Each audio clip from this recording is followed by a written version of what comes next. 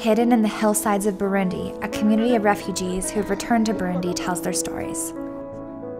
This is the wife. Bernadette, Matthias, and their children had fled war in Burundi and ended up in Tanzania. Life stabilized. Then, without warning, Tanzanian militia came to rid the area of all refugees. In the chaos, Bernadette and Matthias were separated from 2 of their 6 children. So because it was the first to leave, the kids was coming back from school, they found the parents was chased their way to their country. Without parents, passports, a map, or any money, the children left the only place they had ever known in search of their family. Francine and Elisa traveled for hours until they reached northern Burundi. God was with them because they found someone to help them. They bring the kids in Burundi. For 2 years, they lived off the land, earning income as goat herders. And for 2 years, Bernadette and Matthias lived in grief for their lost children. And then, after 2 years, the mother was here, have heard that their kids are in Kirundo. They left immediately to search for Francine and Elisa. And they found their children. After 2 years of separation, grief, and uncertainty, this family is back together. But the challenges are still many.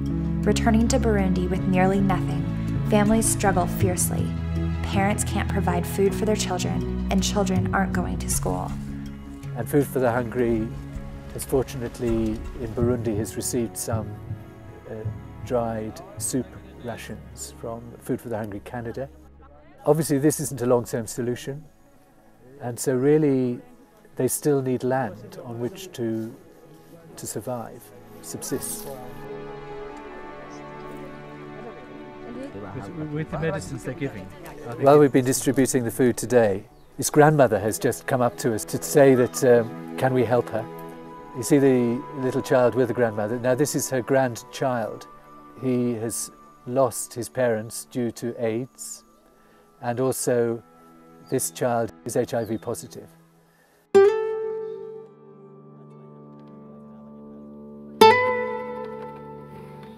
And this is a story which is all over Africa.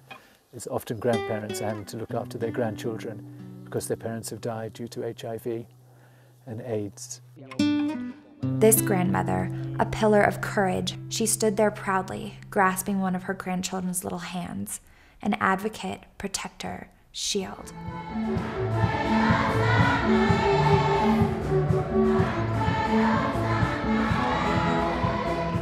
For me, the sermon today is based on Jeremiah 29, verse 11 through 14, where God gives the message to Jeremiah to tell the people of God that God has the good plan for his people.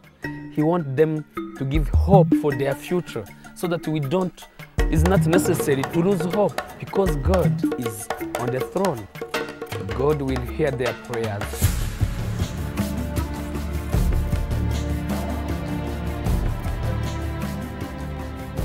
Perhaps it is as Henry Nouwen says, the first and foremost task of the peacemaker is not to fight death, but to call forth, affirm, and nurture signs of life wherever they become manifest. Rabura Community, Burundi's very own peacemakers.